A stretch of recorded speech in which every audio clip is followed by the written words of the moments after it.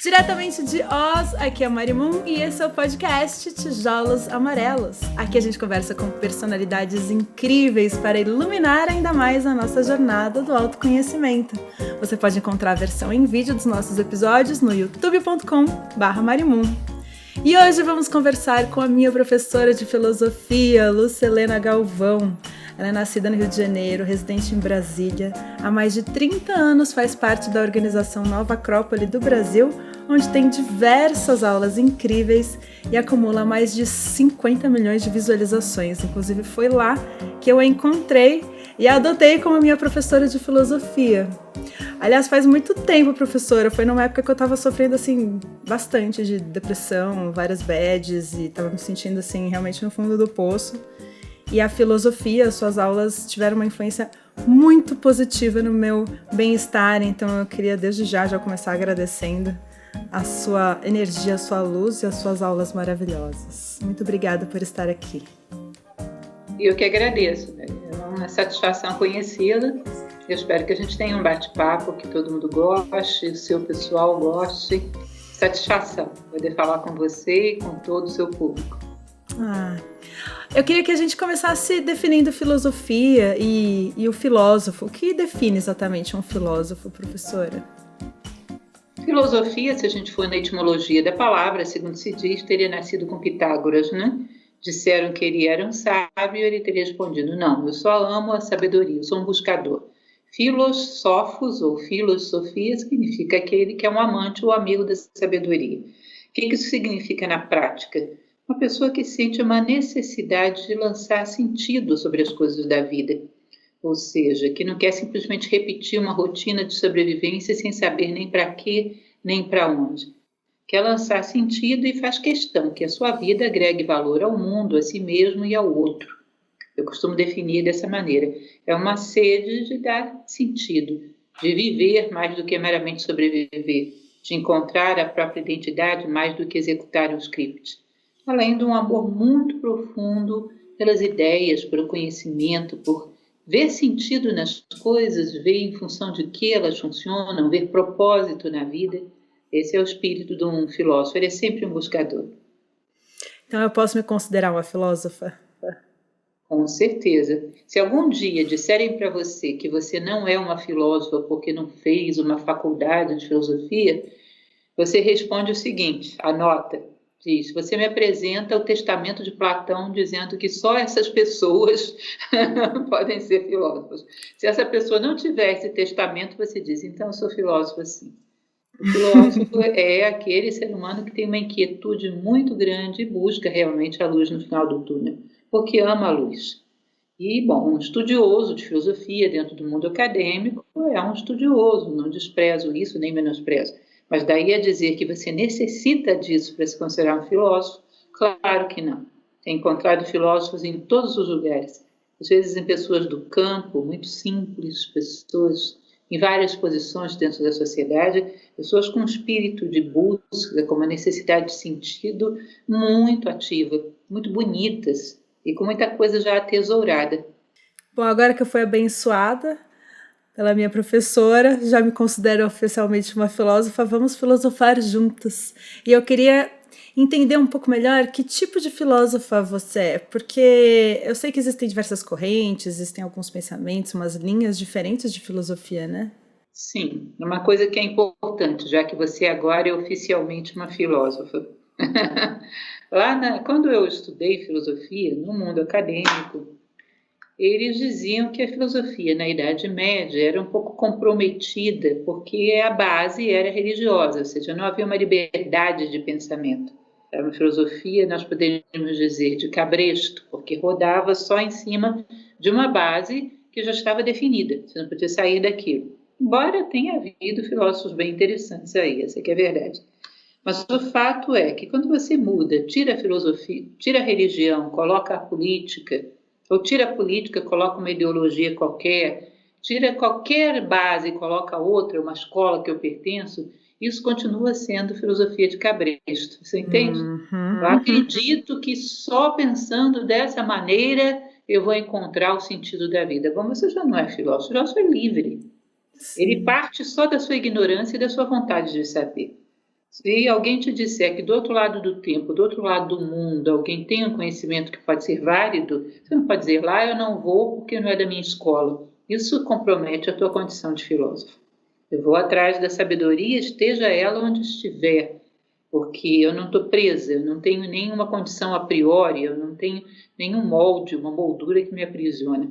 Como se você imaginasse o seguinte: você está dentro de um trem, cada época, ou seja, cada, sei lá, 2, 3 anos, as janelas são construídas diferentes.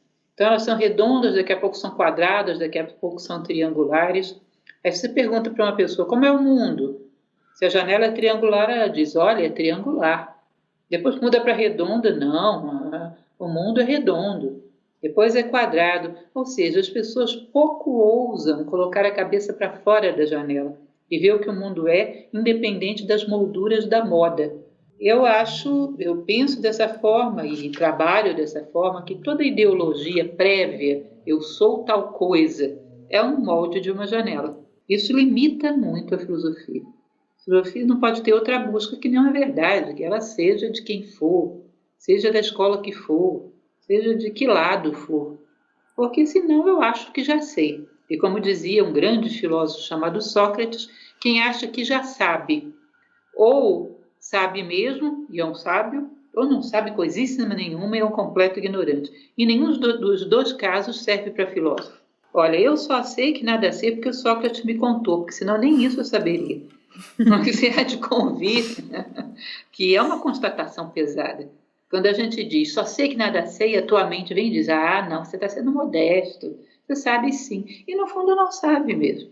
Só uma pessoa que contempla um universo de coisas que tem para saber pode comparar o que ela tem e perceber que é tão pequenininho que ela pode dizer, nada sei. Quem acha que sabe muito é porque não está vendo. Então não tem condições nem de fazer essa afirmação. Ela já presume um grau de sabedoria. E é engraçado porque a próxima coisa que eu queria perguntar era justamente sobre a filosofia hoje, nessa sociedade moderna que se conecta e se expressa tanto através das redes sociais. E justamente nas redes sociais, uma das coisas que a gente mais vê são os donos da grande verdade, né? As pessoas sabendo com muita certeza de que aquele textão enorme que a pessoa botou na internet é uma verdade universal, né? Então, até queria que a gente conversasse um pouco sobre como que a filosofia pode ajudar essa sociedade moderna e tão conectada. Olha, a primeira coisa seria a construção da própria identidade. Se você assiste os meus vídeos, você vê que eu falo sobre isso direto. E a gente normalmente não pensa. Hoje existe uma série de conceitos que teriam que ser reconstruídos mesmo. Um deles é a inteligência, outro é conhecimento, porque existem determinadas tribos de pensamento prontas e quando você nasce, o primeiro presente que você recebe é uma máscara. Veste aquela máscara e corre pelos carris da vida a partir daquilo. Um dia desses eu dei um exemplo que você já deve ter ouvido por aí, que eu já repeti umas 3 vezes, que foi quando eu fui ao mercado, numa prateleira de pasta de dentes. Já me ouviu falando sobre isso, né? Diante das pastas de dente, uma meia dúzia de títulos diferentes. Eu pensei, será que elas são diferentes mesmo? Aí fui olhar as letras miudinhas, o fabricante era um só, de todas as 6. Parei para pensar, bom, o ser humano tem uma necessidade de escolher. Então as pessoas geram 6 opções, mas na verdade não tem opção nenhuma, é uma só, o fabricante é só um. Eu pensei, bom, isso para a pasta de dente é até inofensivo, mas para a vida é mais ou menos isso que acontece. Você se coloca diante da vida, tem umas 6 tribos de pensamento pronto. Você tem que se alistar em uma delas. Senão você está em cima do muro, você é alienado, você não está atualizado com as ideias do momento. Ou seja, tem um único fabricante por trás disso, que é o fabricante. Não pense. Você não pode pensar, não pode ter ideias próprias, não pode ter uma identidade própria. Você tem que se alistar nessas possibilidades aí, que já nascem achando que são donos da verdade e que o outro é culpado de tudo. É lógico que um ambiente desse não é fértil para a inteligência, nem para a identidade, nem para discernimento, nem para valores, nem para um monte de coisa que a gente necessita. É um ambiente viciado de ideias prontas. E essas ideias prontas fazem com que você seja um joguete na mão daquela tribo. Pela necessidade de pertencimento, por uma carência afetiva terrível, você abre mão da sua identidade, deixa a sua identidade pendurada na porta, para pertencer, para ser aceito. Então, no nosso momento atual, a coisa mais importante que teria as pessoas ousarem acreditar que elas são únicas e irrepetíveis, que vieram dar um recado ao mundo que só elas podem dar, e ousarem mergulhar dentro de si próprias, encontrar sua própria identidade. E essa pandemia, que é uma catástrofe, ninguém vai negar isso, mas ela tem um elemento que pode ser positivo, que é essa obrigação da gente virar para o lado de dentro. Porque a gente usa o mundo exterior como fuga, para nunca encontrar consigo mesmo. E as pessoas desesperam muito por causa disso, pelo medo. A vida interior é assustadora. Eu nunca tive nenhuma atividade aí, eu tenho medo do que eu vou encontrar. O autoconhecimento é a palavra-chave aqui desse podcast e é incrível como realmente a filosofia ela te ajuda a vivenciar esse autoconhecimento quase como se você estivesse fazendo uma terapia. A sensação que eu tenho quando eu começo a entrar nesse modo filósofa é realmente a vivência terapêutica de autoconhecimento, se entender o mundo, tudo isso traz muito essa clareza que é justamente... exige realmente esse tempo de solidão um pouco, esse tempo de silêncio, esse tempo de enfrentar o espelho, né? Esse olhar, se entender, é duro, é difícil, para muita gente a própria companhia é complicada, o silêncio é complicado, ainda mais hoje em dia que a gente está o tempo todo, né, mexendo em coisinhas e tendo a nossa atenção, né, levada para todos os lados. O momento do silêncio, de ouvir a própria mente, a própria voz e tirar, né, todas as vozes que não são nossas, achar uma sintonia muito fina ali, qual é realmente a nossa voz ali dentro, né? É um processo muito difícil e não é todo mundo que consegue. Acho que, pelo menos, decidir tentar já é um grande passo, né? Com certeza. E você falou uma coisa muito importante. Eu tive já muitos alunos jovens como você e tenho até hoje, mais de 31 anos como professora, né? Eu tenho muitos amigos psicólogos e respeito demais a profissão, mas nós temos duas coisas que às vezes são um pouco confundidas entre si. Uma coisa é uma pessoa que tem no seu histórico pessoal uma questão a resolver, uma questão com o passado ou com o presente, um ajuste, na esfera pessoal. Outra coisa é alguém que não encontra sentido para a vida, não encontra sentido para a maneira como a humanidade vive, necessita de valores e não está encontrando. Isso não é um problema de esfera pessoal, isso é um problema de esfera filosófica. É falta de balizas que te digam o que você está fazendo aqui, quem é você e onde vamos chegar com tudo isso. Então, é muito bom quando as duas trabalham juntas, mas existem especificidades. A gente não pode esperar que uma ocupe completamente o papel da outra. É muito bom quando trabalham juntas, porque muitos jovens são classificados às vezes com problemas psicológicos, quando na verdade os problemas são em grande parte filosóficos. Estão querendo entender as regras do jogo e ninguém explicou. Eu dizia, quando eu era adolescente, que parecia que eu tinha sentado numa mesa de jogo, tinham colocado um monte de cartas na minha mão. Quando chegava a minha vez, eu atirava as cartas na mesa. Eu não sabia quais eram as regras do jogo. Eu não sabia quem estava ganhando, quem estava perdendo. Quem ganha, ganha o quê? Nem quem perde, perde o quê? Simplesmente chegava a minha vez, eu atirava aquilo em cima da mesa. Eu dizia, não, vamos parar tudo. Alguém tem que me explicar esse negócio. Qual é o significado disso? E isso era um problema filosófico. A necessidade de sentido global para a vida, isso é um problema filosófico. Tá? Então, muitas vezes eu tenho visto jovens que, ao encontrarem uma abordagem filosófica, se ajustam. Encontram o seu lugar, encontram essas balizas que eles precisam, né? Para se colocar de forma clara e segura no mundo. E é muito interessante também como... A gente falando assim também, né, dessa vida moderna, hoje, internet, né, e uma das coisas que eu, pessoalmente, acho que é a coisa mais maravilhosa da internet é que ela te permite chegar ao conhecimento, né, com muita facilidade. Sejam as aulas, né, de Nova Acrópole, que estão aí gratuitas no YouTube, seja a Wikipedia, que é um projeto independente, sem fins lucrativos, que é uma enciclopédia infinita, colaborativa. Tem um monte de palestra incrível no TED Talk, inclusive tem uma inclusive com a senhora maravilhosa. E aí, às vezes eu tenho a impressão que a gente tem em mãos essa ferramenta dos sonhos, que foi sonhada provavelmente por, né, os nossos antepassados, né? Se você fala para os antepassados, nossa, que existiria isso, eles ficariam maravilhados, né? Mas ao mesmo tempo parece que muita gente não dá o valor, né? Não percebe que a gente tem essa essa ferramenta de ouro, assim, em mãos. E às vezes, sei lá, não sei se é uma falta do chamado pelo conhecimento, ou se não é esse desejo dessa busca, não sei se é porque eu sou neta de jornalista, não sei, mas para mim foi o que me salvou, assim, eu tava muito mal, muito deprê, muito confusa com a vida, e aí eu fui atrás de entender como é que a mente funciona, cheguei nas aulas de filosofia, encontrei muito conhecimento que me educou, me fez evoluir e vem me aprimorando muito, assim. O que você acha que falta para as pessoas, para elas entrarem nessa busca e aproveitarem melhor essa ferramenta incrível que a gente tem? Pois é, uma coisa interessante que você tem que considerar, né? Você tem a internet, os meios de comunicação, eles trazem muito material e eles são duais, como tudo no mundo, né? Podem trazer muitas coisas úteis e o contrário. Eu sempre não aceito quando as pessoas colocam culpa nesses meios para os problemas do mundo, porque na verdade os meios são só meios. Agora, a maneira como a gente propaga o conhecimento, tanto da maneira como é propagado, quanto da maneira que é recebido, no nosso momento histórico, ela é um pouco complexa. Para imaginar comigo a quantidade de informação que é jogada nas redes sociais por ano. E não só isso, a quantidade de títulos de livros que são lançados no mundo por ano. Você não acha que seria lógico que a produção de conhecimento aumentasse e os problemas humanos diminuíssem? Sim!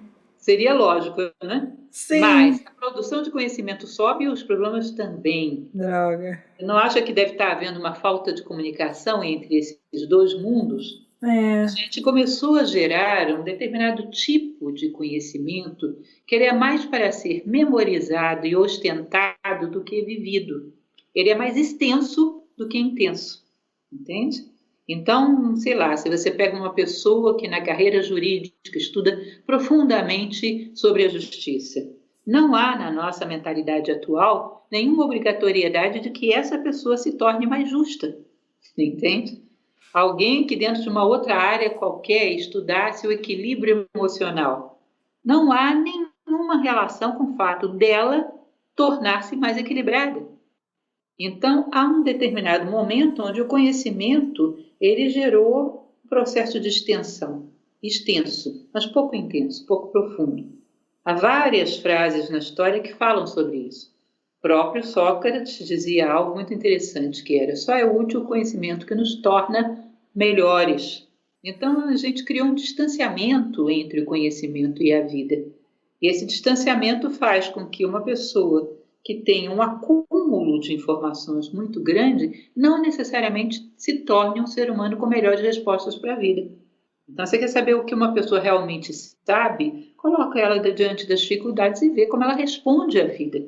Que aí significa um conhecimento que é assimilado, integrado, que é parte tua. Integra a tua personalidade e a tua capacidade de responder às circunstâncias. Dentro da tradição grega, da mitologia grega, eles tinham uma sequência de deuses que comandavam o mundo dos deuses, que vem desde lá de trás Caos, depois Uranos, depois Cronos, depois Zeus. Zeus era o senhor do Olimpo, né?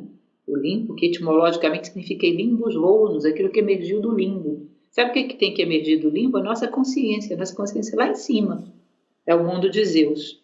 Aí, normalmente, quando eu pergunto para as pessoas onde que a gente está nesses reinos? Ah, a gente está em Cronos. Eu digo, não estamos em Cronos.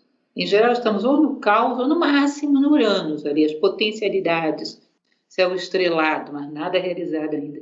Porque Cronos, tempo real, que conduz a Zeus, que conduz ao Olimpo, é medido por deslocamentos em direção ao ideal de humanidade, o ideal humano, que consiste em valores, virtudes e sabedoria. Ou seja, se você encontra hoje na rua uma pessoa extremamente egoísta e volta a encontrá-la daqui a 20 anos, ela é igualmente extremamente egoísta, não passou tempo real para essa pessoa. Passou tempo de relógio, porque ela não deu um passo em direção ao tempo de Zeus. Ou seja, ela não se deslocou em Cronos. Não houve tempo para essa pessoa. Ela está lá num mundo em potencial. Ainda que o seu corpo envelheça, ainda que a biologia siga o seu curso. O mundo psicológico, moral e espiritual ficou detido. Portanto, não houve tempo. Agora me diga, Você é muito jovem, os jovens são muito criativos. Será que existe outra utilidade para o conhecimento que não empurrar o homem para frente nesse mundo de Cronos? Você conhece alguma outra? Acho que não. Acho que o grande objetivo é a evolução, né, do ser humano. A É a impressão que eu tenho é construção do essa. ser humano, inclusive. E como eu falo nas minhas palestras, você já deve conhecer bem tudo isso, natureza não precisa da gente para fazer mais nada. Máquinas voadoras, ela está cheia de comida voando para tudo quanto é lugar, máquinas super rápidas, ela criou a velocidade da luz. Ela só precisa do ser humano para construir a si próprio. E para isso existe uma lei, que é o livre-arbítrio, que não deixa ela fazer sozinha, ela precisa de nós. Então, em última instância, a obra que a gente veio fazer aqui foi a construção de nós mesmos. Quando a gente não faz isso, é sinal de que o conhecimento ficou num campo teórico, é um verniz de pouca cobertura. E esse campo teórico, na hora que as pressões da vida colocam contra a parede, ele racha com muita facilidade e vai por terra. E você vê um ser humano quase que na barbárie, capaz de qualquer coisa para sobreviver a qualquer preço, pisando na cabeça dos demais. Essa pandemia foi muito reveladora. Você não sabe quantos anos, você não deveria nem ser nascida quando eu comecei a ensinar isso. Você é bem jovenzinha. Quantos anos que eu falo com as pessoas que a gente tem barbárie entre nós ainda e as pessoas, não, você está louca, Lúcia. Nós avançamos tanto, mas hoje olha a nossa tecnologia, olha a nossa medicina, tá bom, essas coisas de fato avançaram. Mas o homem que conduz essas coisas não avançou na mesma velocidade de forma alguma. O homem que conduzia a biga e o homem que conduz o avião a jato mudou a máquina. O homem pode ser que esteja na mesma ou até tenha andado um pouco para trás. Quem garante que aquele condutor da biga não era mais altruísta? Então você percebe que a máquina ela é um meio, mas ela não vale por si mesma. Você tem um condutor doido, era melhor que ele estivesse de bicicleta do que com Porsche. Não é isso? Os meios complicam, potencializam a loucura dele. Se você está indo para um abismo, é melhor ir a pé do que de Porsche, ter mais tempo para pensar, não é isso? Então, nós tivemos essa divisão do desenvolvimento do ser humano enquanto tal e do desenvolvimento das coisas, que são meios, que são muito bons os meios, inclusive a internet, um meio excelente. Agora, se você não sabe conduzir, qualquer meio pode ser perigoso. Você não tem o para quê nem para onde. Então, a gente vive esse campo da teorização, salvo em carreiras do campo da tecnologia, do campo das biomédicas, mas do ponto de vista das humanidades, a gente distanciou o conhecimento da vida de uma forma tal que o conhecimento gera mais uma transformação significativa no ser humano. E isso é um elemento preocupante. Do ponto de vista da filosofia, você vai perceber uma coisa muito interessante. Toda a filosofia do período clássico grego, toda obra de filosofia que você pegar aí, qualquer uma, era um manual do bem viver. Eles consideravam a filosofia como a arte de viver. Aí você vem e esbarra numa Idade Média, tá certo, foi um período complicado, onde lidar com a vida era exclusivamente campo da religião. Então a filosofia ou teve que se esconder, ou entrar dentro da religião, ou ficar quieta num canto e começar só a teorizar. Só que isso passou. Chegou um determinado momento que ela poderia ter retomado o seu lugar como o manual do bem viver. Mas em muitos casos permaneceu distanciada. Aí você vê hoje que quando as pessoas querem buscar um sentido maior para a existência, elas vão para a filosofia oriental hoje em dia. Aos montes. Verdade. Mas não mesmo. Porque o ocidental elas se sentem meio perdidas. Bom, eu não estou vendo muito como isso aporta um sentido claro para a minha vida. Então, elas vão todas para a oriental. É complexo, né? Porque nós temos todo um conjunto de elementos no Ocidente que são brilhantes, que nós teríamos que aprender a herdar essa tradição e aplicar. Então, felizmente, no nosso momento histórico, e eu digo dentro do próprio campo acadêmico, eu gosto muito de um filósofo do século passado, francês, chamado Pierre Hadot, que era um grande defensor dessa ideia. Peraí, vamos viver isso. Vamos colocar isso na rua, na vida das pessoas. As pessoas estão precisando de um referencial, de balizas, como eu falava ainda há pouco. Estão precisando de um sentido, porque senão os meios se tornam muito capazes e elas começam, como já falamos, a chegar mais depressa no abismo. Toda vez que tem um problema no meu computador que eu chamo um técnico, Mello. Eu vou te contar aqui uma intimidade. Várias vezes eles colocam no boletim deles PO. Aí fui perguntar o que é PO. Problema do operador. Ai, que O problema está entre a ofensivo. cadeira e o teclado. Eu acho que em relação à tecnologia, em relação ao conhecimento, em relação às redes sociais, tudo isso é PO na cabeça. É PO. Então, o comportamento em relação ao conhecimento é uma coisa que a gente teria que rever. Conhecimento, e você me diz se eu estou errada em relação a isso. Hoje, ele é um fim em si ou é um meio para você passar no vestibular, para passar numa entrevista de emprego, para passar num concurso? Se desse para entrar no vestibular sem passar por esse estorvo desse conhecimento, sem risco, quem é que não gostaria? Ou para entrar nesse emprego sem precisar desse estorvo, desse concurso, dessa entrevista? Para que o conhecimento? Quem não gostaria de abrir mão dele? Agora você imagina um cidadão que há cerca entre 200 e 300 mil anos atrás foi chamado de sapiens e que considera conhecimento como um estorvo. Você percebe que virou um homo o quê? Um homo accumulens. Homo acúmulos. Está acumulando Acúmulos. mas pouca qualidade. Agora entenda que inteligência é vertical, não é extensão. Inteligência vem de intellegere, escolher dentre. Escolher dentre as coisas que te oferecem qual é a mais dotada de lucidez e de sentido. E escolher dentre as coisas que o mundo te oferece ser quem é realmente você. A máxima inteligência é a identidade. Então é muito discutível você me dizer que um homem massificado é inteligente. Uhum. Porque o princípio fundamental da inteligência ele já perdeu a oportunidade de exercitar. Tá? Então a tendência é que ele projete pensamentos coletivos na sua interpretação de tudo.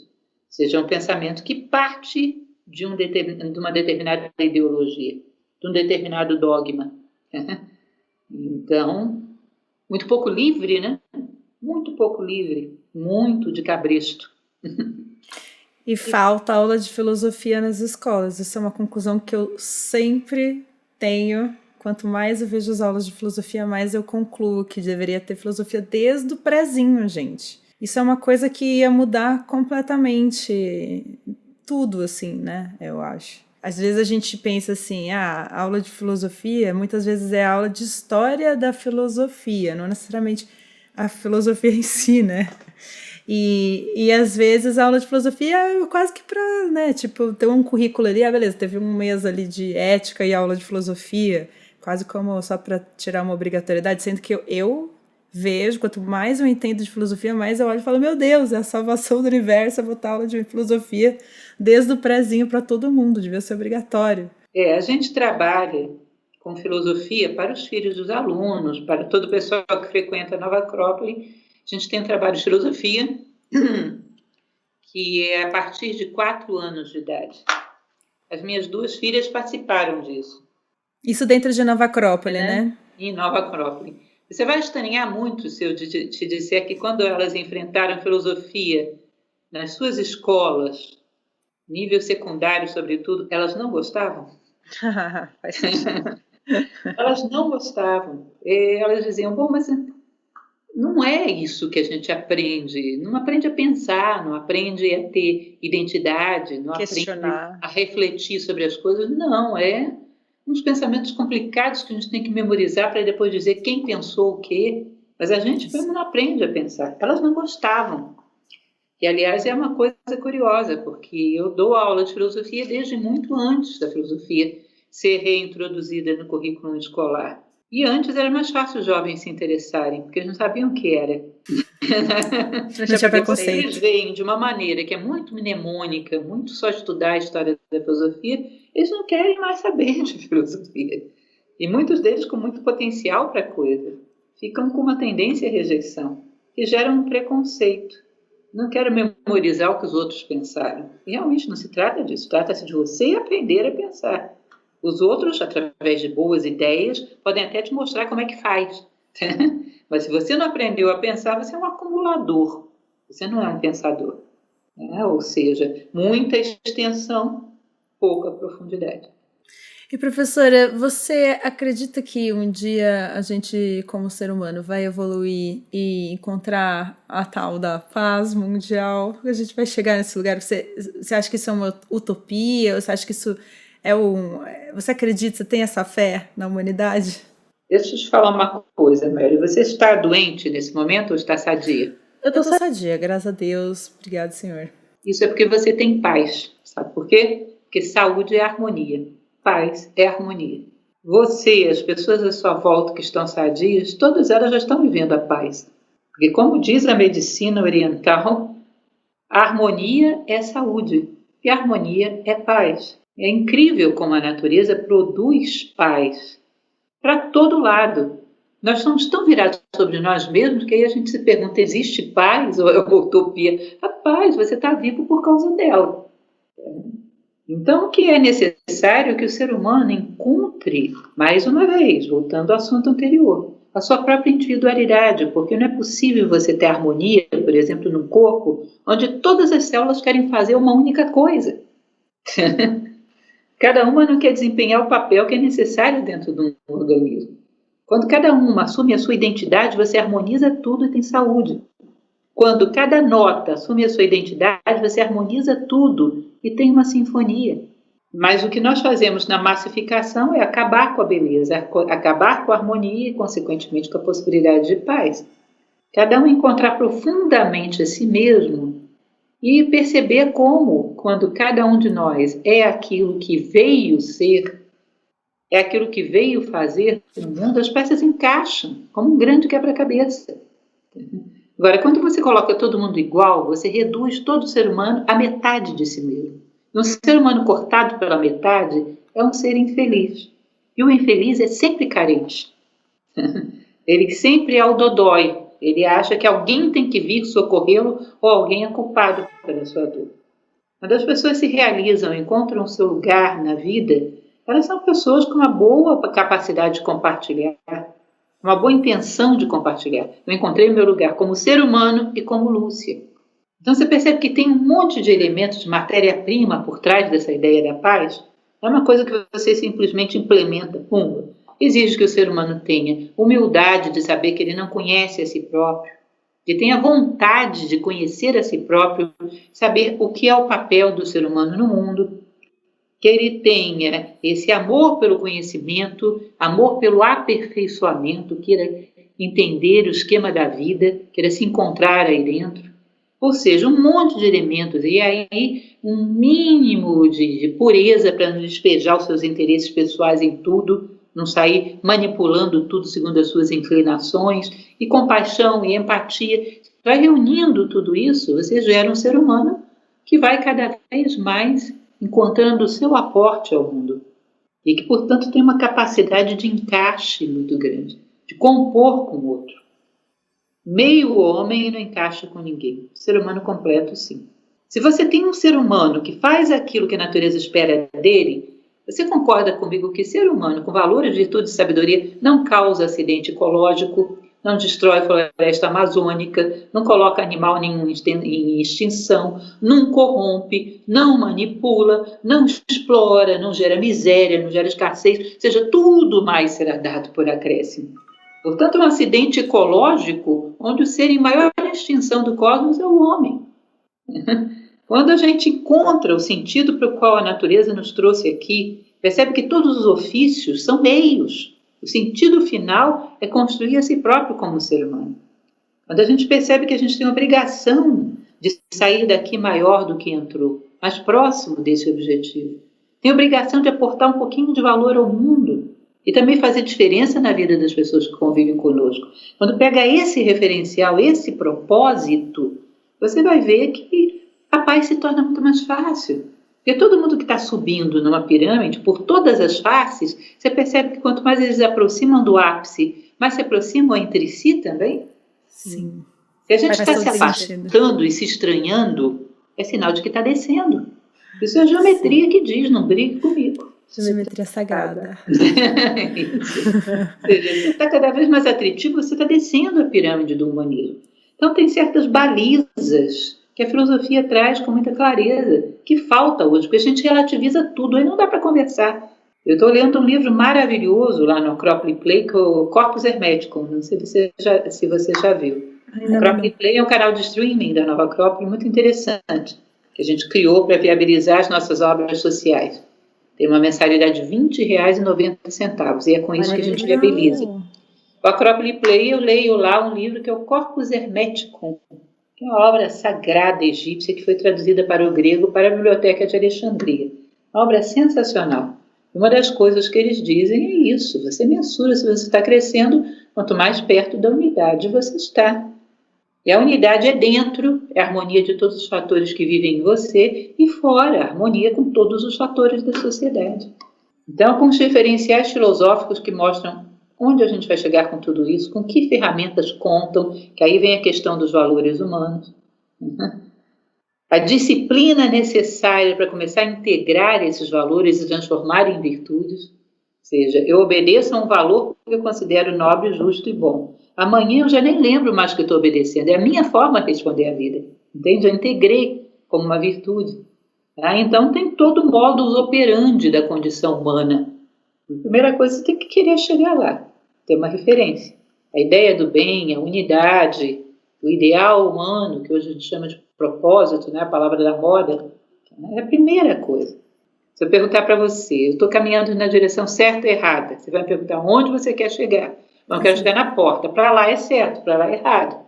Para lá é verdadeiro, para lá é falso, é honesto, é íntegro, para lá o contrário. Eu não quero chegar em lugar nenhum. Como é que eu vou saber o que é o verdadeiro e falso? O que é certo, o que é errado, o que é honesto, o que é desonesto? Você percebe que eu não tenho de onde tirar isso? Eu vou simplesmente copiar o que todo mundo pensa, que não é uma boa ideia. O pensamento da moda, em geral, não é uma boa ideia. Eu não tenho como ter discernimento, porque discernimento é capacidade de escolha. E você só tem capacidade de escolha quando você tem espírito de missão na vida. O que você quer construir. Se eu te digo, vamos lá, Mary, vamos construir a tábua redonda junto comigo? Eu tenho um sonho de ter uma mesa igual a tábua redonda. Você topa. A gente vai para o mercado. O mercado tem milhares de opções, mas eu sei que eu quero construir uma mesa. Aí eu vou escolhendo, porque eu tenho uma missão. Madeira serve, prego serve, serra tico-tico, guarda-chuva não serve, pé de pato não serve, tapete não serve. Não é isso? Eu tenho capacidade de escolha. Mas se eu vou para um mercado e não sei o que eu quero construir ou não quero construir nada, eu vou comprar o que está na moda ou o que está mais baratinho. Não é isso? E desperdiço toda a minha energia e vida assim, não tenho capacidade de escolha.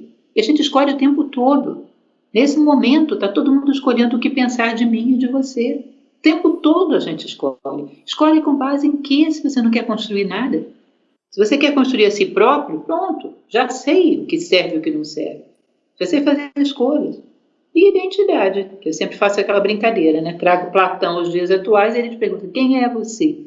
A gente pega, bota carteira de identidade, CPF, tudo em cima da mesa, e-mail, mostra tudo para o Platão. Ele vai dizer, você é esse monte de papelzinho? Não, eu sou uma pessoa que sou um construtor, sou um advogado. E se você parar de fazer essas coisas, você deixou de ser você?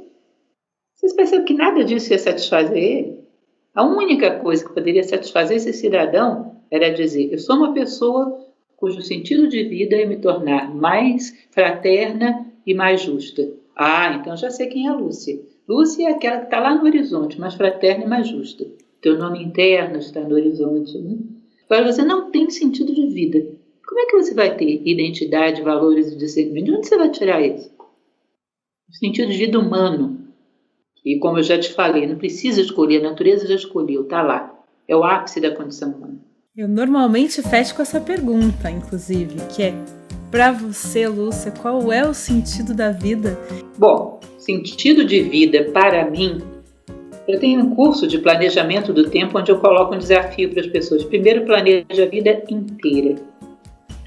Em 4 campos, que é o campo pessoal, familiar, social, familiar, campo profissional, financeiro, o campo intelectual, cultural e o campo psicológico, espiritual.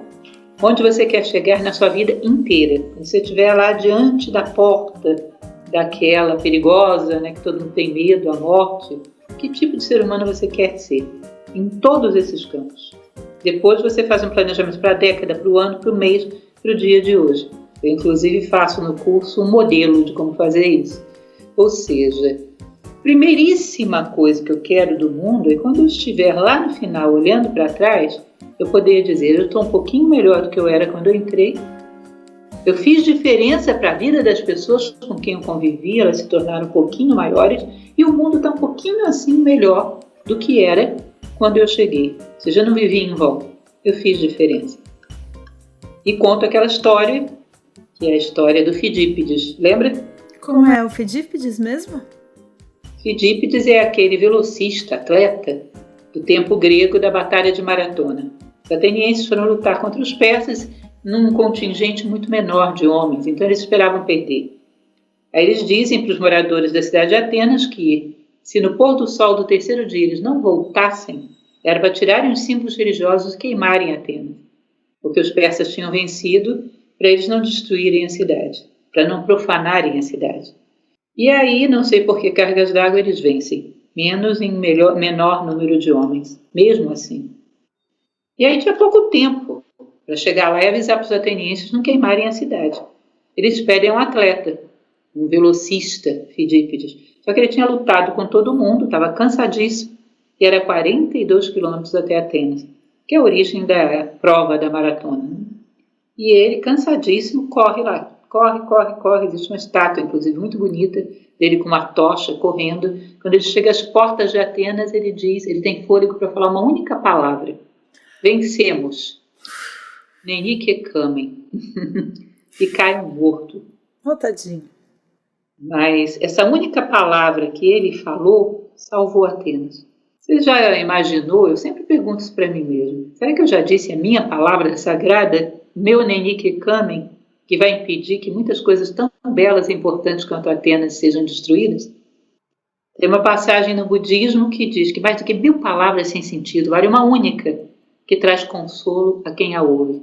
A palavra sagrada, Hieros Logos. A gente não pode tombar sem dizê-la. Será que a gente já disse a nossa? Será que a gente vai impedir que alguma Atenas seja destruída pela nossa presença no mundo? A gente não pode tombar sem fazer isso. E isso para mim é sentido de vida. E isso é o que eu me cobro diariamente. E é a minha bússola. É assim que eu caminho. Maravilhosa! Olha, por mim, acho que você já falou várias vezes, várias palavras e já salvou várias Atenas por aí, viu? Só por contar por mim, assim, acho que já foi uma Atena inteira. A senhora tem dicas de 3 livros legais pra gente ler? Literaturas que sejam interessantes pra gente que tá curtindo essa conversa e tá interessada em filosofia e quer se aprofundar um pouco mais? Sim, eu aconselho. Hoje eu tenho aconselhado muito uma escola de filosofia que ela era bem mais simples, então é um bom começo. Uma filosofia moral que trabalhava muito com a questão da vida, que é o estoicismo. Tem 2 livros aí que são muito interessantes. O primeiro deles é de Epíteto, é uma versão modernizada por uma escritora americana chamada Sharon Lebel, que se chama A Arte de Viver. Eu já li o original e li essa versão e acho que é uma boa versão. É simples, é muito boa de se ler. É um livro que você abre aleatoriamente em qualquer página, você vai ver coisas importantes e interessantes. Outros são as definições, as meditações de Marco Aurélio. Marco Aurélio era imperador de Roma, um grande filósofo, e essas meditações eram como se fosse um diário, ele escrevia para si próprio. É impressionante você ver um homem dialogando consigo mesmo nesses termos. Os sonhos dele, o sentido de vida dele, o que ele considerava importante todos os dias, isso também é uma coisa linda. E para aqueles que quiserem enveredar um pouco com filosofia oriental, um livro que deslumbrou N pensadores no Ocidente ao longo da história, inclusive o grande Carl Jung era apaixonado por esse livro, é o Bhagavad Gita. Eu recomendo o Bhagavad Gita sem comentário de espécie alguma, tá? Porque tem uns que são enormes, cheios de comentário. Eu recomendo aquele bem pequenininho, que é o original, e que você mesmo chegue às suas conclusões. Livro com muito comentário no meio acaba induzindo a tua leitura para o lado do comentarista. Bhagavad Gita é brilhante, ele tem coisas que são realmente de transformar a mentalidade de uma pessoa. É um livro que não se pode deixar de ler antes de tombarmos nesse mundo, porque é fundamental. Como eu te falei, a fila de pensadores ocidentais que amavam esse livro é longa, porque ele realmente é um livro transformador. Bem especial, né? Com certeza. Especial com uma senhora que eu amo muito. Obrigada por ter tomado todo esse tempo para conversar comigo e com todas as pessoas que estão ouvindo. Você é muito maravilhosa. Uma satisfação para mim. Eu fiquei muito alegre de saber que eu fui útil na tua vida. Só isso, já ganhei o dia com isso. Muito bom saber. Uma pessoa tão jovem como você, com vocação filosófica, com esse gosto por refletir sobre a vida, isso é uma esperança. Desejo um futuro lindo e brilhante para você. E para todos esses jovens que devem estar nos ouvindo aí. Sim. E quem quiser conhecer um pouco mais das aulas da professora, podem entrar dentro do canal do YouTube do Nova Acrópole, que tem muitas aulas maravilhosas. E também tem agora o Acrópole Play. Conta de novo um pouquinho? www.acropoleplay.com.br. Eu vou aderir. Ele tem essa mensalidade de R$20,90. E lá dentro tem uma quantidade de conteúdos enorme também. Tá? Então, não são repetidos, que tem em um, não tem no outro. E o mais importante de tudo que é conhecer Nova Acrópole. Eu sou uma professora de uma instituição que pensa assim, fui formada assim. Nova Acrópole é uma escola de filosofia à maneira clássica, ou seja, uma filosofia como manual de vida. E ela está no mundo inteiro, em mais de 60 países, mais de 80 sedes no Brasil. Portanto, eu chamo, agora a gente está passando uma época difícil para fazer coisa presencial, né? Não vai ser tão cedo. Mas depois que terminar tudo isso, conheça a Nova Acrópole mais perto de você. Entra lá no acropole.org.br, você vai encontrar um link para todas as filiais do Brasil, mais de 80, vai ter alguma bem pertinho de você. Vai lá conhecer. Nosso trabalho é muito bonito. Somos voluntários e fazemos um trabalho muito bonito no mundo inteiro.